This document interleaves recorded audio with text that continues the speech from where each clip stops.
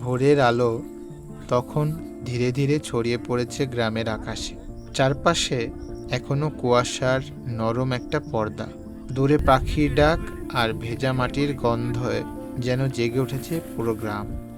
এই নীরব সকালের মাঝেই দুজন মানুষ নেমে পড়েছে তাদের প্রতিদিনের লড়াই। কারণ শহরের মতো এখানে দিনের শুরু হয় না কোনো অ্যালার্মে। এখানে দিন শুরু হয় দায়িত্ব দিয়ে। ক্ষেতের ভেতর সরাসরি সবুজ শশা, প্রতিটা শশার পেছনে আছে অনেক দিনের যত্ন, অনেক রোদ, অনেক অপেক্ষা।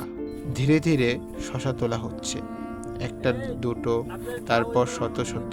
হাত থামে না, কারণ থেমে গেলে সংসারও থেমে যাবে। তাদের মুখে খুব বেশি কথা নেই, কিন্তু নীরবতার মধ্যেও বোঝা যায় জীবনের হিসাব কতটা কঠিন। একদিকে সময়ের চাপ, অন্যদিকে বাজারের চিন্তা। আজ যদি ঠিকমতো বিক্রি না হয়, তাহলে হয়তো আগামীকালটা আরও কঠিন হবে। ভারী সেই বস্তা কাঁধে তুলে নিয়ে যাওয়া হচ্ছে নৌকার দিকে। নদী এখানে শুধু পানি নয়, এটা পথ, এটা জীবনের অংশ।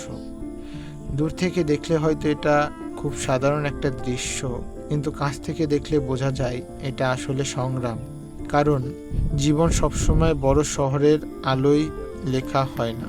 কিছু জীবন লেখা হয় কাদামাটির পথে, নদীর স্রোতে আর ঘামে ভেজা দুটা হাতে।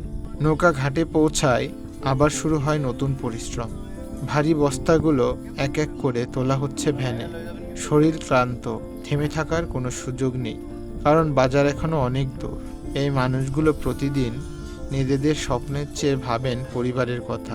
আমরা যখন বাজারে গিয়ে সহজেই একটা সবজি কিনে নেই, তখন হয়তো কখনো ভাবি না সেই সবজির পেছনে কতটা পরিশ্রম লুকিয়ে আছে, কত স্বপ্ন প্রতিদিন নীরবেই লড়াই করে বেঁচে থাকে।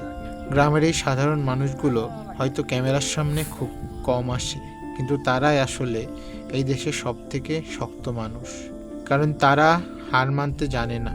প্রতিটা সকাল তাদের কাছে নতুন একটা যুদ্ধ, আর প্রতিটা সূর্যাস্ত একটা ছোট্ট জয়ের গল্প। ধন্যবাদ।